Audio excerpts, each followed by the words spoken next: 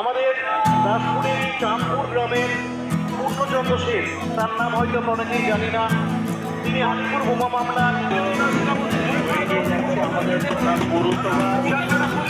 আমাদের এই আচরণ প্রতিযোগিতা চলছে।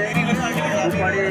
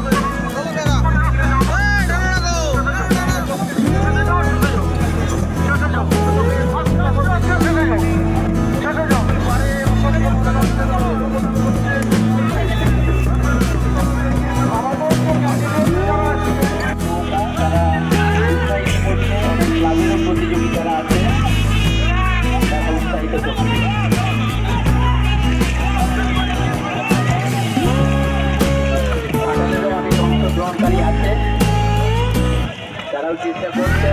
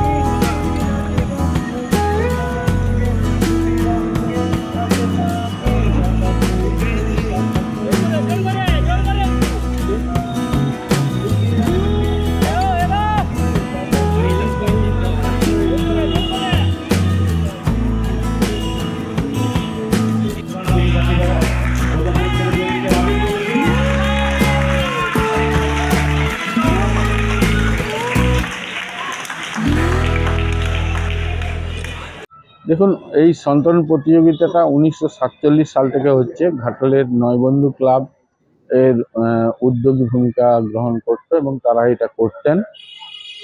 2000 সাল থেকে তৎকালীন পৌরসভার পুরপ্রধান সম্মাননীয় প্রয়াত অজিত সাঁতরা মহোদয় তিনি পুরসভা অধিগ্রহণ করেন এই সন্তরণ প্রতিযোগিতাটিকে এবং তারপর থেকেই পুরসভা 2000 সাল থেকে টানা, মাঝে কয়েকটি বছর বাদ দিলে প্রায় টানা 21 বছর ধরে এই সন্তরণ প্রতিযোগিতা পুরসভা 15ই আগস্ট কিন্তু অনুষ্ঠিত করে। কতজন প্রতিযোগী ছিলেন? এবারে প্রতিযোগী ছিলেন 68 জন, তার মধ্যে মহিলা প্রতিযোগী 3 জন ছিলেন। উল্লেখযোগ্যভাবে একজন মহিলা 1 থেকে 10-এর মধ্যে হয়েছেন। আমাদের একটা পুরস্কার ছিল যে মহিলাদের মধ্যে প্রথম, স্বাভাবিক কারণে তিনি 2টি পুরস্কার পেয়েছেন।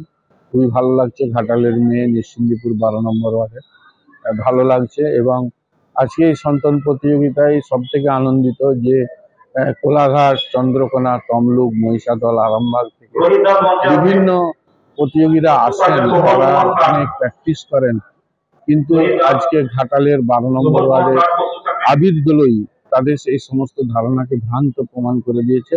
ঘাটালে আবির দোলই ঘাটালে তার বাড়িতেই তিনি প্র্যাকটিস করেন। খুব ভালো লাগছে। আবির গত বছরও একটা জায়গায় ছিল, এবছর আবির ফার্স্ট হয়েছে।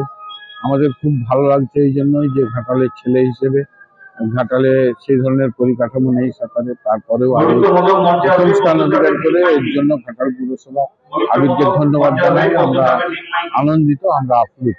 বানভাসী ঘাটাল, এই বানভাসী ঘাটালে সন্তরণ প্রতিযোগিতা, এটা একটা ট্র্যাজেডি। সত্যিই ঘাটালে বন্যা কবলিত এলাকা, অথচ এখানে সন্তরণ প্রতিযোগিতা হয়। তবে চেষ্টা করছি আমরা, ঘাটাল পুরসভা, আমরাও আমাদের পুষ্পাতায় যে সৃষ্টি নার্সিংহোম আছে, সৃষ্টি নার্সিংহোমের পাশে আমাদের একটি বিশাল বড় জায়গা, আমাদের প্রাচীর দিয়ে ঘেরা আছে।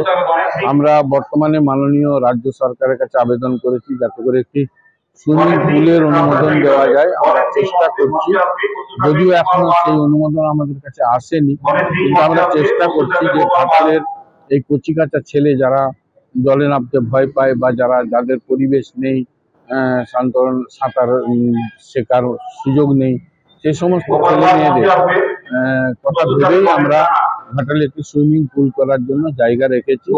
আমরা মাননীয় রাজ্য সরকারের কাছে আবেদন করছি, যদি রাজ্য সরকার অর্থ অনুমোদন করেন তাহলে আমরা সুইমিং পুলের কাজটা করতে পারি।